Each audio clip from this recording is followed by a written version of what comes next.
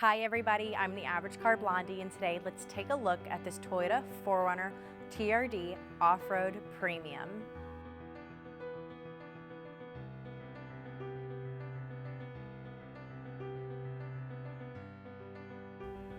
The 4Runner features a 4.0-liter V6 engine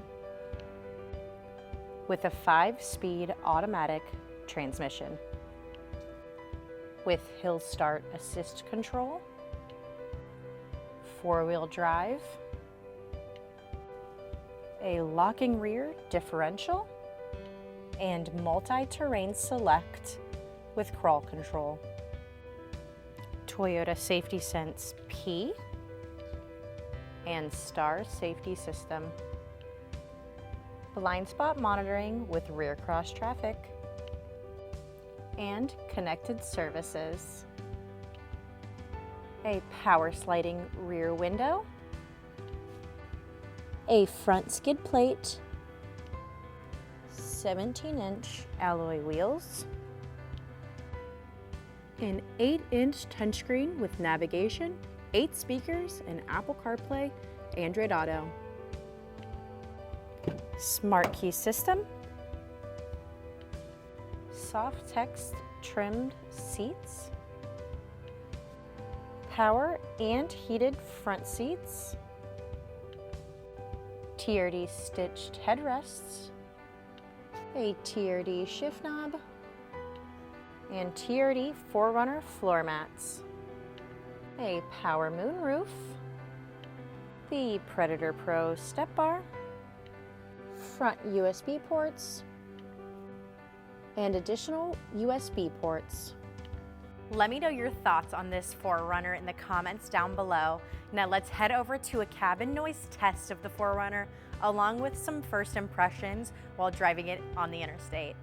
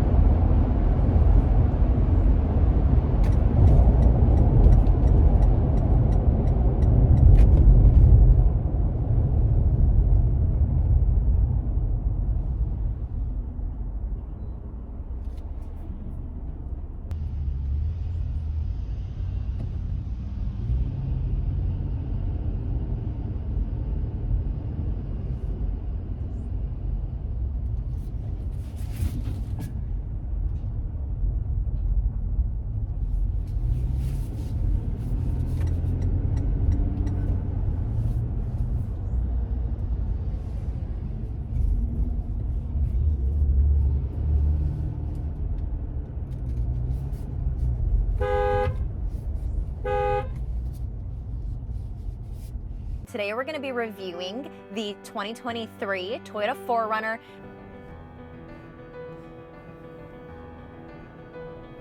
So I'm currently on a road trip today, so right now we're getting onto the highway.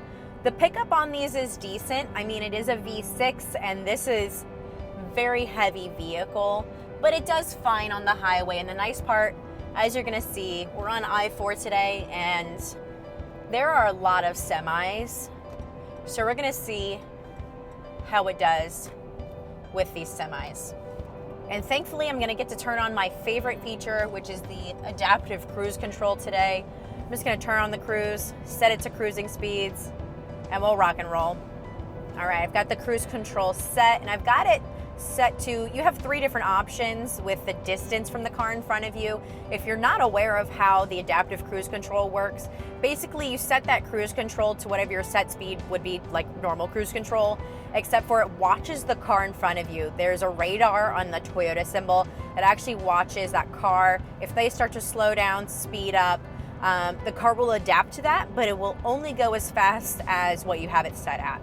So it's really nice, especially for road trips on the highway, because you can just kind of set it and the car will do its thing. So Toyota, I don't know why this took so long, but the 2023 4Runners finally have blind spot monitoring, and it's great. We're on a 3-lane highway and it's needed out here. And I do have my lane keep assist on as well. That one, if you're not aware, there's a little radar. It's actually right behind, or it's a camera that's right behind the rear view mirror. It watches the lines as you're driving, and it'll actually just make sure that you're staying in them. If I do start to kind of veer out of it, it's gonna correct. It's gonna give me a little beep beep sound to let me know I've been going out of the lines. Now, all of this is under good conditions. It has to be able to read the lines, and the whole goal especially with these 2 features, they're really made for highway driving, or I should say 3 features. It's made for highway driving, and it's meant to be able to relax the driver more. You don't have to be as, tense. Obviously, you have to be watching, paying attention, stay alert, but it allows you to relax a little bit more as you're driving. There is a bit of wind noise and tire noise with this. Now, this has the XP package, so it has those TRD Offroad rims and tires on it. So it does have the knobbier tires. They do make some noise, and there definitely is some wind noise, but if you want a 4Runner, it's kind of expected. One cool thing that you kind of figure out once you own one of these, if someone is in your blind spot and you turn on your turning signal, the car assumes you're wanting to move over, and it's actually going to alert you as well. That way, to remind you, hey, there is someone in your blind spot, don't move over, which is pretty neat. I'm also using my Apple CarPlay today. I don't think you can see it in the view, but it is up here. I've got my directions going. It is still wired. I'm really hoping 24 has the wireless, but I doubt it.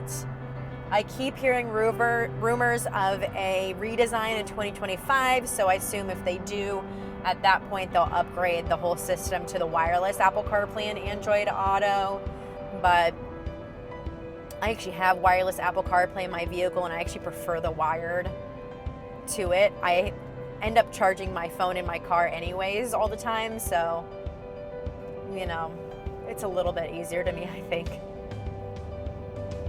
But the new infotainment center is pretty neat. All right, let's see. A lot less people in our area. There we go. So now there's a car way far ahead of me, so the vehicle is now going to pick me back up to my set speed since there's nobody close to me. And I'm actually going to adjust my distance to 2. I had it at 1 just because there was a lot of cars around me, but setting it to 2, traffic's lightened up a little bit over here. And it is really windy today for some reason. And this specific 4Runner, this is a TRD Offroad with a premium package on it. I really like those premium packages. You can get it on the TRD Sport or the TRD Offroad. Basically, that upgrades you to the leather on the seats. Well, it's Softex, which is the fake leather. But it upgrades you to that. You get the nice TRD stitching in the seats, which is pretty cool. And also the sunroof. Reported ahead on I-4 East. Oh, And that was my lane keep assist going off on me.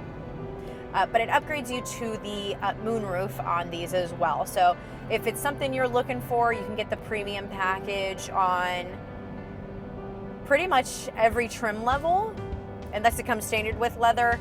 And it's a great way if leather's just a must-have for you, but you don't really care about the other features. You can add that premium package for a pretty affordable price without having to buy like a super high trim level to get leather. This particular vehicle also has the XP package on it. So with that, you get the upgraded TRD rims and tires. You also get, there's a Predator Pro step bar with it, along with the blacked out badging as well. This is a regional package. So if you're in the Southeast Toyota area, it is something that we do here. However, most regions have a similar type package. Some people call it like the blackout package as well, but it really gives it an aggressive look. And all of your cruise control settings are down here on this stick. You can kind of see it in the video, but it's not too well. It is a little stick on the back of the steering wheel for these, and for Tacomas, they're the only ones that have it back here, which is really weird because every other Toyota has it on the front of the steering wheel. But it's really easy to use. When you're driving like this, it's pretty simple. You kind of just press in at this tip to turn it on, press down to set, and then up and down to change the speeds, just like you kind of normally would. I think it's the same in a BMW, has that same kind of system to it. I prefer it on the steering wheel just because your thumb is usually kind of around here, but it's fine too. It's pretty convenient. So cute. So now let's talk about our predictions for the redesign of the Toyota 4Runner. So I'm really betting on them coming out with it in 2025, but there's obviously no confirmation from Toyota.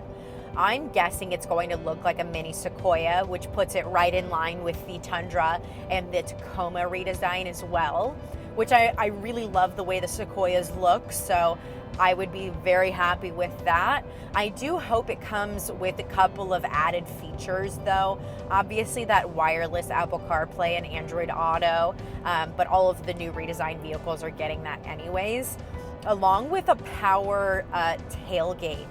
4Runners have never had a power tailgate on it, and I just think it's something that needs to be done. It should have been done a long time ago.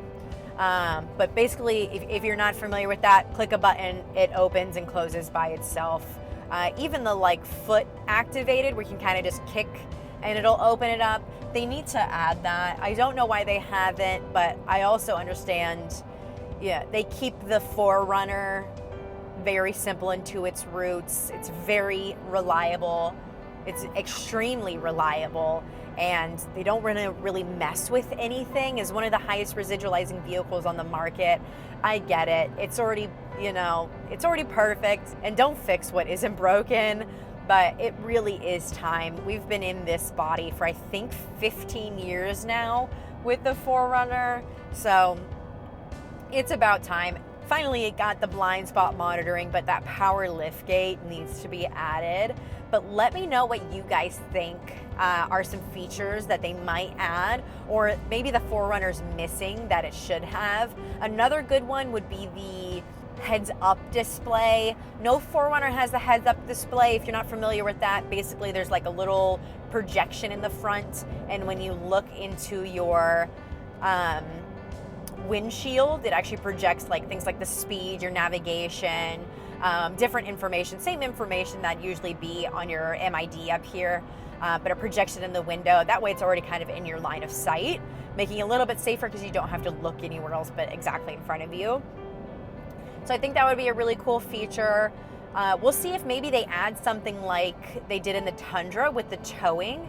Obviously the sole focus of this vehicle isn't towing, it's off-roading, but it does have some towing capabilities. So maybe they'll add that. I'm really banking on them as well, changing this down to the 4-cylinder with the turbo, probably the same as what's in your Highlander or Grand Highlander.